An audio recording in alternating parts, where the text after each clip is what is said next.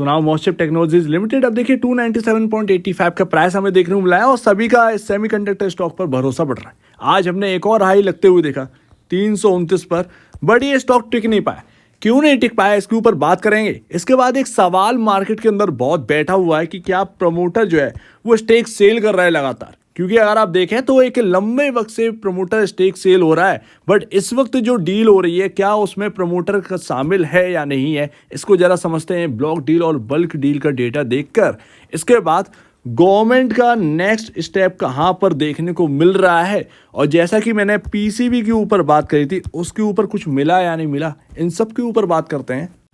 तो मैं आपको बता दूं कि गवर्नमेंट के ऑर्डर से जो भरोसा बढ़ रहा है, कहीं ना कहीं ये भरोसा आगे तक चलने वाला है। सीधी सी बात है, मॉस्चिप में कई सारे लोग कई तरीके की बात करेंगे और अप डाउन तो होना ही है, ठीक है, राइट, अप डाउन होने, कोई स्टॉक सीधा नहीं चलता है, कोई स्टॉक यहाँ पर जो है लगातार गिरता नहीं रहता है, तो इस बात को समझना है। मैं यही कहना चाहता हूं कि यहाँ पर मॉस्चिप के बारे में अगर आप बात करें तो प्रमोटर को लेकर बहुत ज़्यादा अब तक यहाँ पर चिंता दिखाई नहीं दे रही है, अब तक यहाँ पर चिंता नहीं दिखाई दे रही है।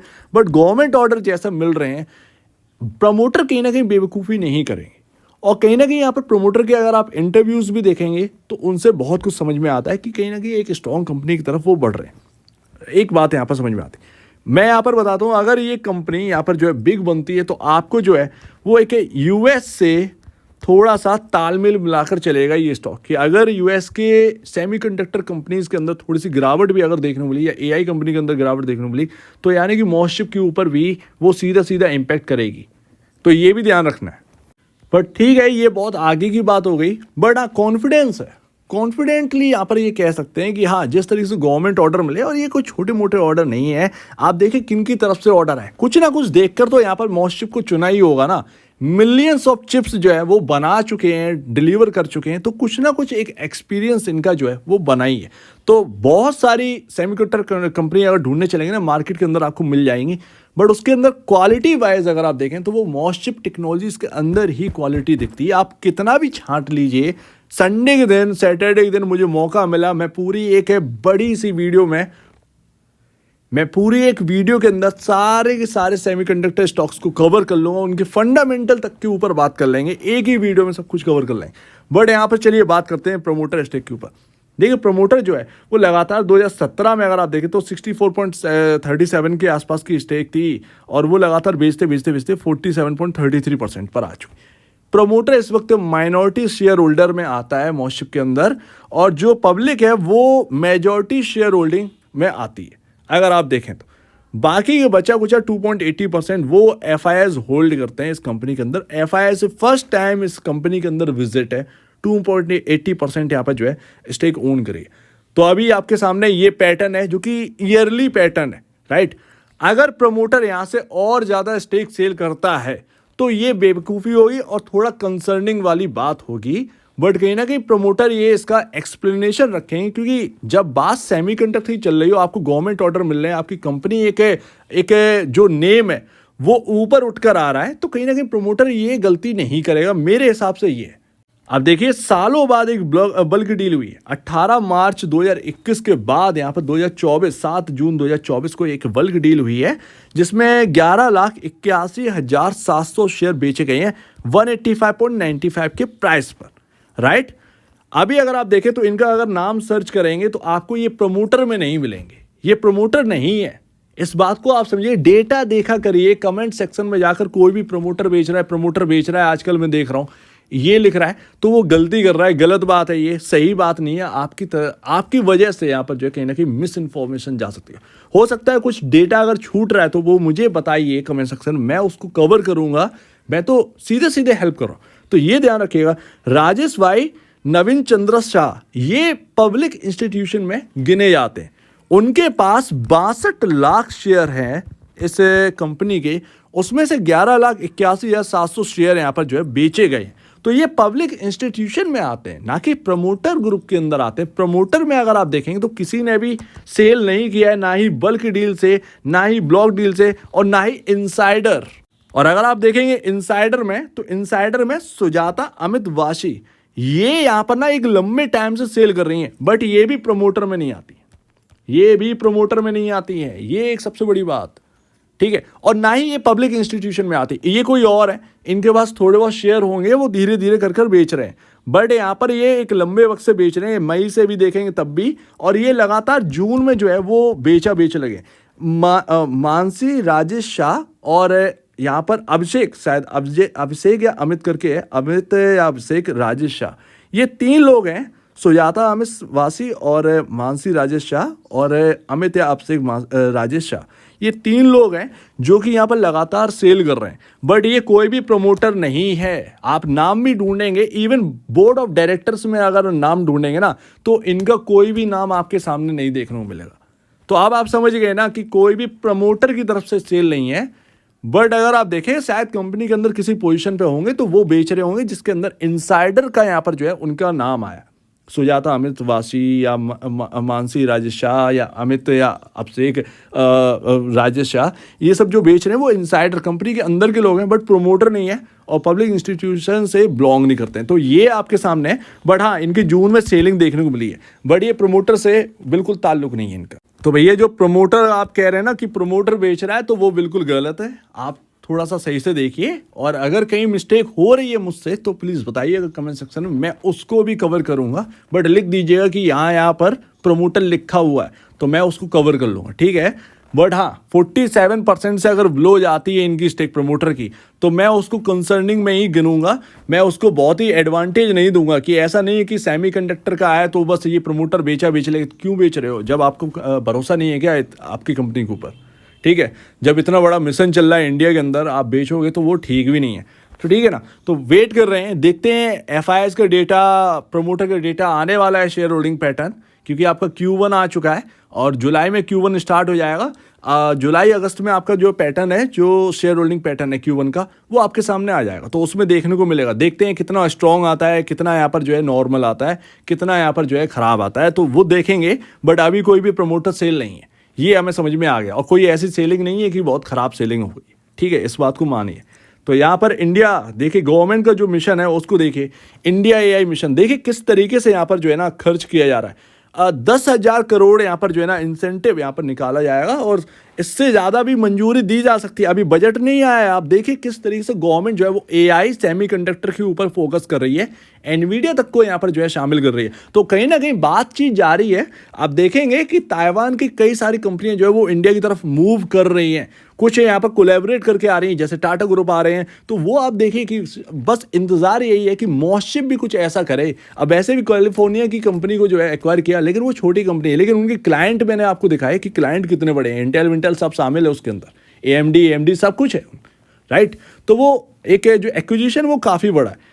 खैर यहाँ पर 18 से 24 महीने में बनेंगे 10,000 GPUs, ठीक है ना, इंडिया के अंदर। सो दैट उसकी तैयारी हो रही है। 10,000 करोड़ का एक अमाउंट है वो उसके लिए तैयार किया गया गवर्नमेंट की तरफ से।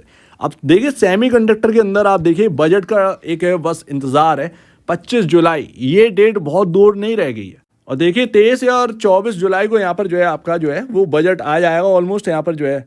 और मैं यहाँ पर एक्सपेक्ट कर रहा हूँ सेमीकंडक्टर के लिए काफ़ी बड़ा यहाँ पर शायद बजट आ जाए, मैं एक्सपेक्ट कर रहा हूँ, ये मेरी एक्सपेक्टेशन, मेरा व्यू है। ऐसा नहीं है कि कोई ऑफिशियल आ गया, ठीक है। स्टॉक को हमने समझा, वो एक अच्छी बात है कि हमने एक चुनाव करके स्टॉक निकाला और वो अच्छा खासा रिटर्न देगा, ये एक अलग बात है। पर हर चीज़ सही हो जाए ऐसा मुमकिन नहीं है। बट हाँ, जिस तरीके से यहाँ पर गवर्नमेंट ऑर्डर्स आए हैं, मैं ये एक्सपेक्ट कर रहा हूँ कि इस कंपनी का जो बोलबाला है वो आगे तक बढ़ेगा। मैं ये नहीं कह रहा हूँ कि लगातार प्राइस जो है वो लगातार दौड़ता रहे, मुझे उससे मतलब बिल्कुल भी नहीं है। वो प्राइस फंडामेंटली चलना चाहिए, मैं फंडामेंटल ड्राइवन सोचता हूँ। मैं ऐसे किसी भी प्राइसेस को सपोर्ट नहीं करूँगा जो लगातार दौड़ते रहे, ठीक है। एक डिमांड आई है बिकॉज ऑफ ऑर्डर्स, क्योंकि भरोसा बढ़ा है, बट ऐसा नहीं है कि डिमांड को इतना ज़्यादा सपोर्ट करना चाहिए, हर प्राइस पर बाई करना चाहिए, ये नहीं हो सकता है, ठीक है ना। तो इस बात को भी ध्यान रखिएगा। ऐसा नहीं है कि अचानक से बहुत सब कुछ बदल गया है, तो इतना भी सब कुछ नहीं बदला है। तो अभी बजट का वेट करिए, देखते हैं सेमीकंडक्टर के लिए कितना इंसेंटिव निकलता है, ये बहुत ज़रूरी है। इंडिया का गवर्नमेंट जो है वो कितना यहाँ पर जो है रिलीफ देता है कंपनी को, कितना यहाँ पर जो है बेनिफिट पहुंचाता है, किस तरीके से मदद करता है, ये कहीं ना कहीं बजट में बताया। और ये बजट काफ़ी बड़ा होने वाला है। अब स्टॉक धीरे धीरे महंगा तो हो ही रहा है, सीधी सी बात है। 571 का यहाँ पर PE रेशियो पहुंच चुका है।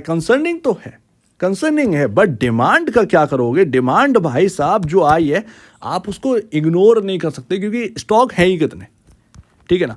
ये चीज़ ना कोई भी फंडामेंटल वाला ड्राइव इन कोई पर्सन होगा तो वो तुरंत ही मना करता है कि मैं इस स्टॉक को बाय नहीं करूँ। बट क्या करें, डिमांड है और वो कंपनी एक ही है जो कि अभी लगातार ग्रो कर रही है अपनी फंडामेंटल बेसिस पर कंपेयर टू बाकी जो कंपनियां हैं, ठीक है ना। तो उसके कंपैरिजन ये अच्छा खासा ग्रो कर रही है। दैट्स वाई कहीं ना कहीं ट्रस्ट है। ईयरली आप नंबर्स उठा के देखेंगे तो वो कहीं ना कहीं है, बट डिमांड यहाँ पर सपोर्ट कर रहा है इस स्टॉक को। ये बात ध्यान रखिए। फंडामेंटल बहुत महंगे हो चुके हैं, ये तो क्लियर है, क्योंकि प्राइस टू अर्निंग जो है वो काफ़ी महंगे हो चुके हैं। यहाँ पर अगर आप देखेंगे प्राइस टू बुक वैल्यू भी 20.94 चला गया। सो दैट ये तो है ही। इंतज़ार यही है कि फाइनेंशियल में तेज़ी कब आएगी, बस यही है। कोई कोलैब की न्यूज़ आया तो बहुत ही अच्छी बात है, तो बहुत बड़ा यहाँ पर जो है ना बिग बेनिफिट कहीं ना कहीं मॉस्टिक को मिल सकता है। बस कोलैब के ऊपर ये कुछ बोल दें तो कुछ काम बन सकता है अपना। तो डिटेल जो है वो एक अनुमान लगाने में हेल्प मिलेगी। और देखिए हिस्टोरिकल डेटा देखिए 10 साल का है। स्टॉक जो है वो ऑलरेडी 9092% का रिटर्न दे चुका है। 9092% का रिटर्न डिलीवर कर चुका है। इंडिया का एनवीडिया बनेगा, एनवीडिया तो बनना है इंडिया का, ये तो क्लियर है, ये तो लग रहा है बॉस। क्योंकि अगर फंडामेंटल सपोर्ट कर दिए ना, यहाँ पर फाइनेंशियल सपोर्ट कर दिया, फंडामेंटल सपोर्ट कर दिया, गवर्नमेंट सपोर्ट कर दिया, ये इंडिया का एनवीडिया है। ये आप ध्यान रखिएगा, ये मोटी बात है। एंड लास्ट, आज क्या हुआ, सपोर्ट कहाँ पर है। सपोर्ट की पहले बात करते हैं। इसने सपोर्ट कहाँ लिया टूटने के बाद, यानी कि 320 से जब टूटा था तो इसने सपोर्ट लिया 2 बार 268 265। ये सपोर्टिंग लेवल है, वहीं से ये घूम गया अगर आप देखें चार्ट पर, ठीक है। तो मेरे लिए 260 से 270 जो है ना वो अभी हाल फिलहाल में एक आप कह सकते हैं कमज़ोर या मजबूत, जो भी आप कहें, बट ये सपोर्टिंग रेंज है मेरे लिए अभी हाल फिलहाल में पास वाली, सीधी बात, ठीक है। 260 से 270 जब तक स्क्रीन पर टिका हुआ मुझे कोई प्रॉब्लम की बात नहीं, ठीक है। ये समझ में आ रहा है, ये स्टॉक खुद बोल रहा है। वैसे तो 225 पर ही मैं सपोर्ट करता हूँ, बट क्या करें, स्टॉक अपना भी तो यहाँ पर जो है स्टोरी बना रहा है। तो 260 से 270 जो है वो स्टॉक अभी खुद कह रहा है कि यार मैं सपोर्ट यहाँ पर ले रहा हूँ, तो ये हमको मानना चाहिए। जो स्टॉक कह रहा है वो मानो, ठीक है ना। ये पहली बात, ये हो गया आपका सपोर्ट। दूसरा यहाँ पर क्या है, दूसरा यहाँ पर है आपका RSI। आज जो गिरावट आई है वो इसलिए आई है क्योंकि आपका 90 का RSI जो है ना वो पहुँच गया था आज। कल आपकी जो क्लोजिंग हुई थी वो 84 के RSI पर हुई थी। आज वो 10% की जो तेज़ी हुई, 319 का जो लेवल दिखा, वो 90 या 90 के अबव जो है वो RSI यहाँ पर जो है आपको देखने को मिला। सो दैट इसी वजह से प्रॉफिट बुकिंग आई, क्योंकि RSI आपका सपोर्ट नहीं कर रहा है। ये बात समझ में आनी चाहिए। कंसोलिडेट कर रहा है ये स्टॉक। अब जिस तरफ भी तोड़ेगा ये स्टॉक, जिस तरफ भी तोड़ देगा, या तो 260 तोड़ दे या फिर 330 तोड़ दे, बस स्टॉक उधर ही मुड़ जाएगा।